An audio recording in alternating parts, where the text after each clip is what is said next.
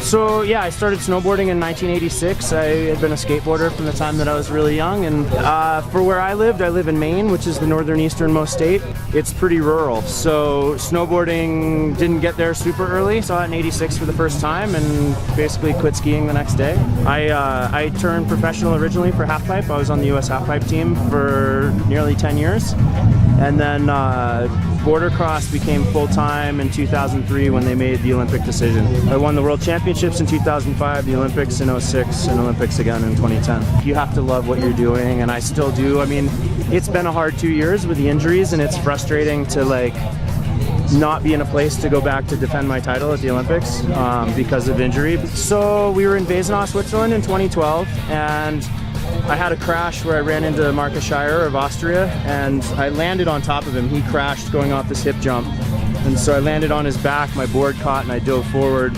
Arms were stretched out, and it literally tore the pectoral muscle right off the arm bone, off the humerus. But I got back. I won back-to-back World Cups last December. Like, I kind of, the first race in Monafon I didn't qualify, and then the next two I won in the state. And later in the season I won the Mount Baker Bank Slalom, which is the oldest running race in snowboarding, which is something I'd always wanted to do. I just knew getting ready for this Olympics was going to be really hard. I've loved this jacket. Talk us through. Yeah. I mean, this is really 2014, and what's it in the catwalk? Yeah. Nailed it. Yeah. Thanks. Love it. Part of the soul of snowboarding, and especially with racing, people should keep style. I want to take this off because it's... Yeah. So yeah, I wanted to, I don't know, some of the nations with their uniforms are kind of going to like a speed suit type pant, and it's just, I think that style kills the image and the soul of the sport. A lot of the older guys believe that style still needs to be a part of border cross, and so 2 years ago I started working on a clothing line with LL Bean, which is a company from my home state. And so in October we just started doing the first product releases, but we're doing full outerwear and stuff too. And yeah, this is just what I designed for my race jersey, and since it was an Olympic year I went red, white and blue. It's fantastic for me to hear that.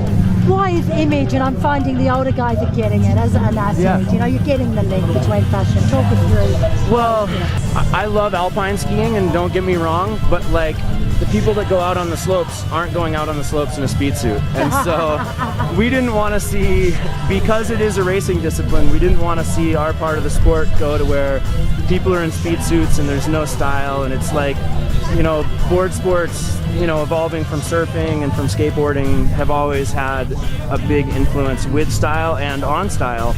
And yeah, so I don't know, I'm a firm believer in that, and I think you should be able to, even if my pants are a little baggier than say the Austrians, I just have to ride a little faster to beat them, so it's all good. Like for me to be able to do design work for clothing companies and stuff, it's awesome, it's cool. And you know, it's like every 6 months you're getting your products back and you're making progress with those product lines, and it's cool to see growth in a company and help them evolve as well. I think probably greatest fear is like seeing the people that you care about being hurt or injured or something. I mean, like I've been through that stuff so many times, and I'm good with pain tolerance and all that, but it's we actually Monday right before I came, a good friend of mine lost his wife in a car accident, and it's been really heavy on my heart all week, and that's got to mess with your head up there. I don't care what you say. Yeah. The subconscious is very, very powerful. And you know, yesterday I wasn't there at the funeral, and it's and that's hard to, you know, those kind of things. I mean, to me, that's the scariest stuff in life, is having stuff happen to the ones that you care about the most. You guys are my champions and our champions, and your stories, and men's style fashion is going to share with the world. Thank you. For far too long, the athletes have been ignored, and not anymore.